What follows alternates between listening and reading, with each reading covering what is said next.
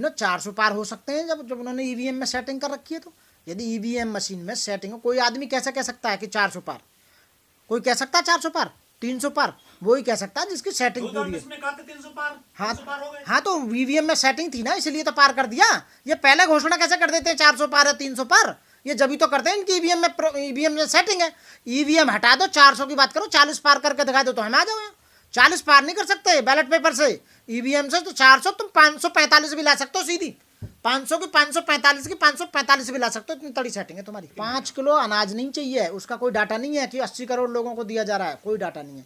मैं ये कहना चाह रहा हूँ कि हमारे देश में किसानों पर, जो तुम्हारे परिवार के लोग हैं मोदी जी, किसान जो वहाँ पर लठ बजा रही है तुम्हारी पुलिस, उन पर शंभू बॉर्डर पर उन पर गोले छोड़ रही है आंसू गैस के, उनकी रबड़ की गोलियां चला रही है।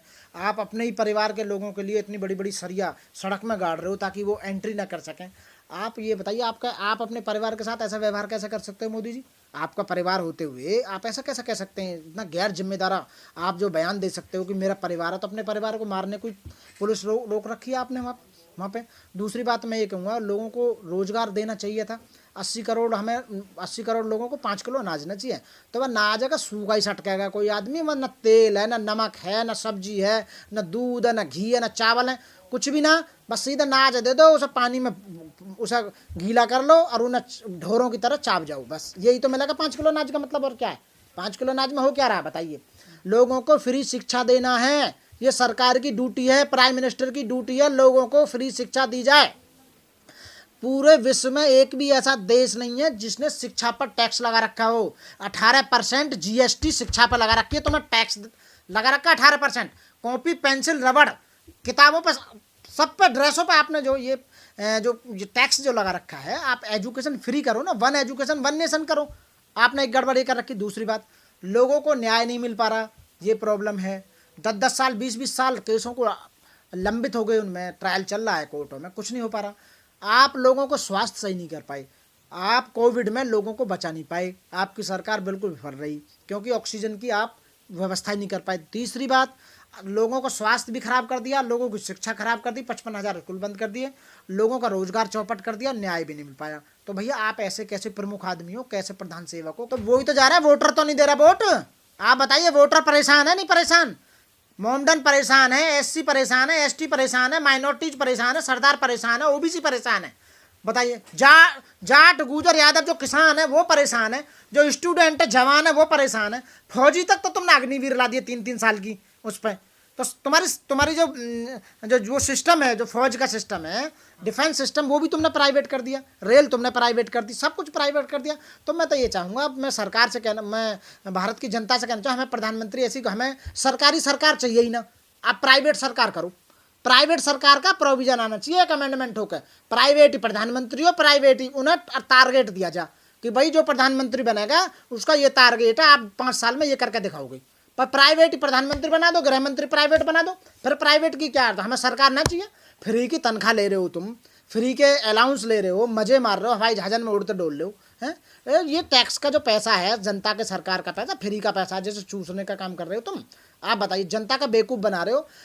सरकार होती किस लिए? सरकार इसलिए होती है कि हम जो जिस देश में हमें उसे विकसित करें। आप विकसित की बात नहीं कर रहे, शिक्षा आप नहीं दे रहे, स्वास्थ्य आप नहीं दे रहे, रोजगार आप नहीं दे रहे, न्याय आप नहीं दे रहे। भैया और क्या दोगे फिर तुम? फिर खुद ही मजे मारने के लिए ही हो यहाँ पे। तो इसलिए हमें ऐसे प्रधानमंत्री, ऐसी सरकार नहीं चाहिए। हमें ऐसी सरकार चाहिए जो जनता का ख्याल रखे, जो देश को डेवलपमेंट की ओर लेके जाए, जो देश को सरकारी संस्थान पैदा करे, ना कि प्राइवेट, ना कि देश को प्राइवेट लोगों को बेचने का काम करे। अच्छा, हम भी कहते हैं कि हमारा देश के प्राइम मिनिस्टर पूरे देश के लोगों को अपना परिवार मानते हैं, लेकिन जो परिवार को मानता है, जो मुखिया बना हुआ है, उसकी ड्यूटीज होती हैं, कुछ उसके कर्तव्य होते हैं। उन कर्तव्यों पर पूरी तरह से खरे नहीं उतरे हैं हमारे प्राइम मिनिस्टर साहब। जो जनता से वादे किए, जो अपने परिवार के सदस्यों से वादे किए, वो वादे आज तक पूरे नहीं हुए। लोगों को रोजगार की सख्त जरूरत होती है।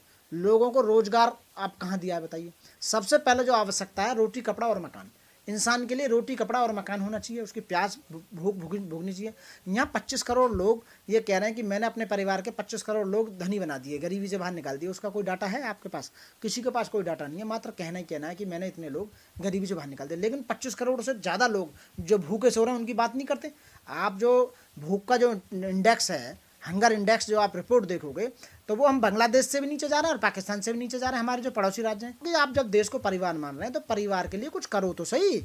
लोगों को स्वास्थ्य सुधारो, लोगों की शिक्षा फ्री दो, लोगों को न्याय दो, लोगों को रोजगार दो। आप कोर्ट नहीं बना रहे, जजों की भर्ती नहीं कर रहे, एक एक जज पर 10-10 हज़ार 20-20 हज़ार मुकदमे, वो क्या करेंगे, कोई न्याय नहीं मिल रहा।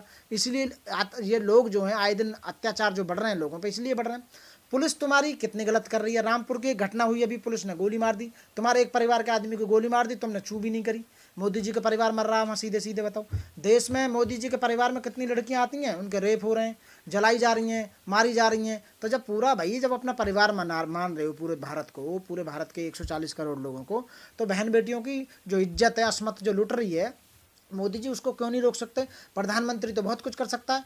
तो मैं तो 10 साल हो गई, मुझे 10 महीना को प्राइम मिनिस्टर बना दो, मैं ना पूरे देश का सिस्टम सुधार दूँ। मेरे को बना के तो देखो। मंदिर बन गया कोई बात नहीं, कौन कह रहा वोट मिलेगा। मंदिर से किसी को कोई परेशानी है क्या। ये मंदिर के नाम पर राम सीता कह के गए थे इनसे कि मेरे नाम पर मेरा मंदिर बनाएंगे, फिर तुम्हें लोग देंगे। क्यों भाई, इन्होंने कहा कि हम राम को लाए हैं, हम उनको लाएंगे। भैया जिसने गाना गाया तो भैया ले लाता रहे। राम को इतनी छोटी चीज़ नहीं है कि जिसे तुम ले आओगे। राम भगवान तो बहुत पहले हुए थे जो भी। राम सीता आज की कहानी है। राम उठते ही सुबह से शाम तक गांव में राम ही राम राम राम, सुबह सुबह कहें मर जा तो आदमी राम राम राम सत्य है।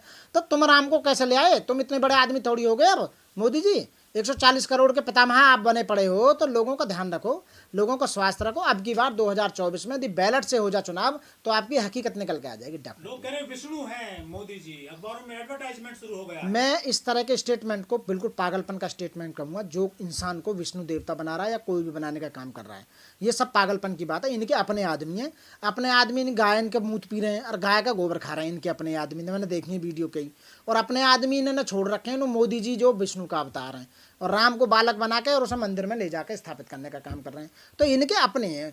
और इनकी जो मीडिया है, जो मेन स्ट्रीम मीडिया है, वो इन्हीं की बात करती रहती है और कोई बात ही नहीं करती।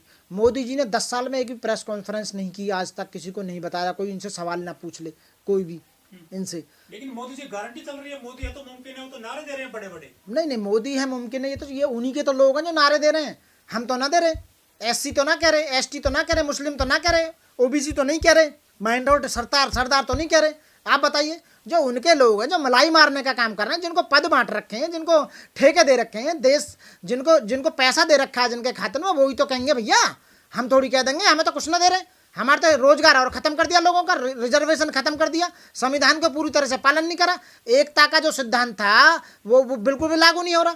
कहाँ हो रहा है, एक आदमी इतना रईस होता जा रहा है, एक आदमी खाने के लाले पड़ रहे हैं। भाई कमाल, तुम्हारे बच्चे ऑक्सफोर्ड यूनिवर्सिटी में पढ़ रहे हैं, यहाँ प्राइमरी स्कूल में क्या कबूतर क्या धान पढ़ते डोल रहे हैं हमारे बालक। अंबानी के पास पैसा की बेथा है, तो अंबानी के पास जो पैसा है ना, तो वो ये यहीं की 140 करोड़ लोगों का ही तो पैसा है। वो भी कहाँ से लेकर आया अंबानी बताओ। उसके पिताजी ने 500 रुपये मिलते थे उसे, फादर को, जब तेल डालता था। अब ये इतना बड़ा व्यापारी बन गया। यहाँ तो भारत के बैंकों से ही लोन ले लेकर और भारत को ही खरीदने का काम किया जा रहा है। तो इसका मतलब सरकारें सही नहीं है, सरकारें देश को बेचने का काम कर रही हैं। ऐसी सरकार नहीं चाहिए हमें। सरकार ऐसी चाहिए जो संस्थानों को सरकारी करें, ना कि संस्थानों को प्राइवेट करें। लेकिन 400 सीट आ रही है सर बीजेपी। हमें सरकार ऐसी चाहिए जो संविधान का पूरी तरह से पालन करें। हमें सरकार ऐसी चाहिए जब मानव एक समान की बात करें। हमें सरकार ऐसी चाहिए जहां फ्री एक एजुकेशन और एक नेशन वन एजुकेशन और फ्री शिक्षा हो। हमें सरकार ऐसी चाहिए जहां लोगों को रोजगार दिया जाए। हमें सरकार ऐसी चाहिए जहां लोगों को तुरंत न्याय मिले, कम से कम 1 साल के अंदर न्याय मिल जाना चाहिए। हमें सरकार ऐसी चाहिए जो पुलिस को बिल्कुल फ्री छोड़ा जाए ताकि वो प्रेशर में काम ना करें। जुडिशरी को इंडिपेंडेंट छोड़ा जाए ताकि जुडिशरी प्रेशर में काम ना करें। और हमारी जो आर्मी है उसको उनको इंडिपेंडेंट छोड़ा जाए और उनकी भर्ती पूरी 60 साल तक के लिए की जाए, ना कि 3 साल तक के। तो सरकार जो काम कर रही है वो वास्तव में हमारे फेवर का काम नहीं कर रही है, जनता के फेवर का काम नहीं कर रही है। इसलिए हमें ऐसी सरकार बिल्कुल नहीं चाहिए साथी। जय भीम, जय भारत, नमो बुद्धाय साथी।